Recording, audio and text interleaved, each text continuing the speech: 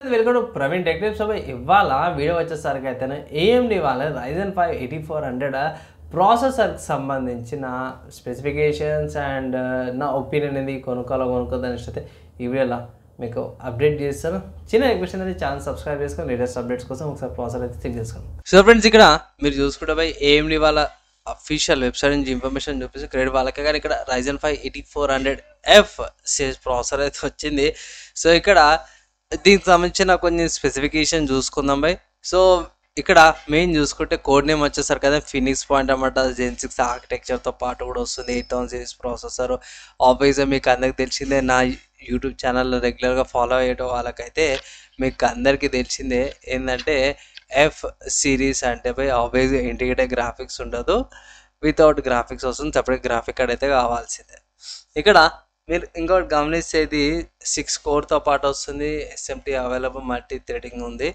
And ఇక్కడ base frequency చూసుకుంటే 4.2 GHz, turbo Boost 4.7 GHz turbo Boost అవుతుంది. క్యాష్ ఫైల్ చూసుకుంటే అది L2 6 MB ఉంది, L3 16 MB ఉంది. టోటల్ 22 MB క్యాష్ ఫైల్ వస్తుంది. డిఫాల్ట్ పవర్ చూసుకుంటే 65 వాట్స్ అండ్ కాన్ఫిగర్ చేసుకుంటే 45 నుంచి 65 వాట్స్ మధ్యలో ఎక్కువ తక్కువ అవుతుంది. అండ్ 4 nm ఆర్కిటెక్చర్ మీద తయారైంది. అన్లాక్డ్ ఓవర్క్లాక్ చేసుకోవచ్చు. ఎక్స్పో మెమరీ సపోర్ట్ ఉంది.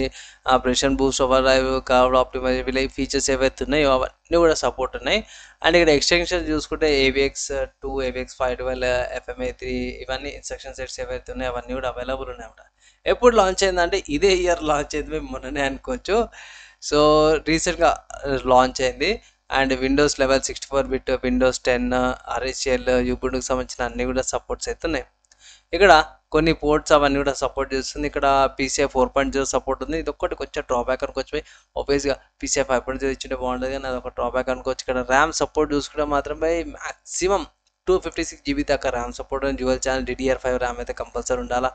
అండ్ ఇక్కడ DDR ఫ్రీక్వెన్సీస్ చూసుకుంటే మాత్రము DDR5లో 4 ఛానల్ అయితే 3600 MHz, డ్యూయల్ ఛానల్ అయితే ఇట్లా 1500 MHz ఫ్రీక్వెన్సీ మీద సపోర్ట్ చేస్తుంది. అంటే 4 ర్యామ్ సీట్లు పెట్టుకుంటే 3600, లేదంటే ఇట్లా 2 అయితే ఇట్లా 5200 MHz ఫ్రీక్వెన్సీ వస్తుంది. కంపల్సరీ గ్రాఫిక్ కార్డ్ కావాలనేది మెన్షన్ చేసి ఇక్కడ Ryzen అయితే దీనికి అవైలబుల్ లేదు. అండ్ ఇక్కడ ఇది వాయిస్ ప్రొడక్షన్, వర్చువలైజేషన్ అవన్నీ ఫీచర్స్ అయితే పాటు వస్తుంది. అంతా కూడా బాగానే ఉంది కాన తీసుకోవచ్చా అంటే మోస్ట్లీ తీసుకోవచ్చు, కానీ ఇక్కడ ప్రైస్ కూడా కొంచెం కన్ఫ్యూజన్ ఉంది. సో ఇక్కడ ఫస్ట్ కొన్ని రీటైలర్స్ షాప్స్ అయితే చెప్పేస్తాను. ఇక్కడ ఫస్ట్ చూసుకుంటే MD కంప్యూటర్స్లో 16,800 ఉంది. తర్వాత వేదాంతలో వచ్చేసరికి అయితే 16,100 దీని ప్రైస్ అయితే ఉందన్నమాట. అండ్ ఇక్కడ ప్రైమ్ ABGBలో 16,245 రూపాయలు ఉంది వీళ్ళ ప్రైస్ బాక్స్ పీసే.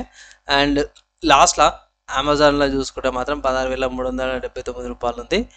ఇక్కడ మెయిన్ ఇష్యూ ఏంటంటే ఈ ప్రాసెసర్ కొంచెం ఓవర్ ప్రైస్డ్ అనిపించింది నాకు. ఎందుకనా అంటే అట్ ప్రజెంట్ చూసుకుంటే మీకు ఇంటిగ్రేటెడ్ గ్రాఫిక్స్తో అనుకుంటా 8600G లేకపోతే 8500Gకి ఒక 8600G తీసుకుంటే 22,000 ఉంది. అండ్ 8500G తీసుకుంటేనే మీకు 17,000 మధ్యలో ఉంది. దానికి ఒక 2-3 వేల తేడాతో 8400G 16,000 అంటే కొంచెం డ్రాబ్యాక్ అనిపిస్తుంది. ఎందుకంటే అవి 2 ప్రాసెసర్లు చూసుకుంటే ఆ 2 ప్రాసెసర్లకి 5,000 రూపాయల డిఫరెన్స్ వస్తుంది. సో రెండింటి మధ్యన ఇంటిగ్రేటెడ్ గ్రాఫిక్స్ అండ్ AI లేకపోవడం వల్ల, సో దీంట్లో ఇంటిగ్రేటెడ్ గ్రాఫిక్స్ కూడా లేదు. 1000 రూపాయలు తేడా ఎందుకు పోయి, ఆబ్వియస్గా ఒక 2-3 వేలు తేడా వచ్చితే బాగుండేది. లైక్ 11,000 లేకపోతే అట్లీస్ట్ మినిమం 13,000 12,000కి వచ్చిన ఈ ప్రాసెసర్ తీసుకోమని అడ్వైజ్ చేస్తున్నా. కానీ అట్ ప్రజెంట్ నేను రికార్డ్ చేసే టైంకి అయితే ఈ ప్రాసెసర్ 16,000 ఉంది కాబట్టి మోస్ట్లీ తీసుకోవద్దనేసి ఒక అడ్వైజ్ చేస్తాను. కానీ ప్రాసెసర్ మంచిదే బై, వాల్యూ ఫర్ మనీ వస్తుంది, డీసెంట్గా ఉంది. మీ బేసిక్ వర్క్లో కానీ కూడా టాస్క్ నడిపించేస్తుంది. సో దీనికి 40 అంటే ఇంటెల్ వాళ్ళది 12th జనరేషన్కి చాలా మంచి కాంపిటీషన్ అయితే ఇస్తుంది అనుకోవచ్చు. అండ్ సపరేట్ కంపారిజన్ వీడియో అయితే తీసుకొస్తాను, దానికోసం అయితే ఛానల్ని ఫాలో కానీ సబ్స్క్రైబ్ కూడా చేసుకోండి అనమాట. ఫైనల్గా ఒకవేళ గిట్లా మీరు ఈ ప్రాసెసర్ తీసుకోవాలంటే ఒకటే మాట చెప్తున్నా బై, ఈ ప్రాసెసర్ మీకు 13,000 14,000 అట్లీస్ట్ వేరు మినిమం 13,000కి వస్తే ఇట్లా తీసుకోమని అడ్వైస్. 16,000 అయితే కాదు, బిలో 14,000 అయితేనే తీసుకోండి. లైక్ 12, 13 ఆర్ 14 అట్లా తీసుకోండి, కానీ 16,000 మోస్ట్లీ స్కిప్ చేయమని అయితే ఒక అడ్వైస్ అయితే చేస్తాను. సో ఫ్రెండ్స్, మీరు ప్రాసెసర్ అయితే చెక్ చేశారు కదా, డీసెంట్ ప్రాసెసర్ బై. అండ్ ఈ ప్రాసెసర్కి చాలా కాంపిటీషన్ ఉంది, లైక్ 8600G, లైక్ 8500 కూడా ఉంది. సో అవి కట్ డౌన్ వర్జన్ అనుకోవచ్చు. అండ్ తీసుకోవాలా వద్దా అనే దాని మీద అయితే మీరే ఓన్ డిసిషన్ తీసుకోండి. ప్రస్తుతానికైతే ప్రైస్ అయితే ఎక్కువ అనిపించింది నాకు. ఐ థింక్ అమెజాన్లో 16,000 మధ్యలో ఉంది, అమెజాన్లో మీరు చెక్ చేసినప్పుడు. సో ఇంకా తక్కువకి వస్తే వాల్యూ ఫర్ మనీ, కానీ లైక్ 11-12 అంటే పర్లేదు, 16,000 అంటే మాత్రమే తీసుకొని అయితే నేనైతే అడ్వైజ్ అయితే చేస్తున్నా. మీకు ఈ ప్రాసెస్ మీద ఏమైనా డౌట్స్ ఉన్నాయి, ఇంకేమైనా అర్థం కాలేదని కింద కామెంట్ చేయండి. Maximum with in 1 day try చేస్తాను. ఇప్పటికైతే నెక్స్ట్ వేళ కలుసుకుందాం.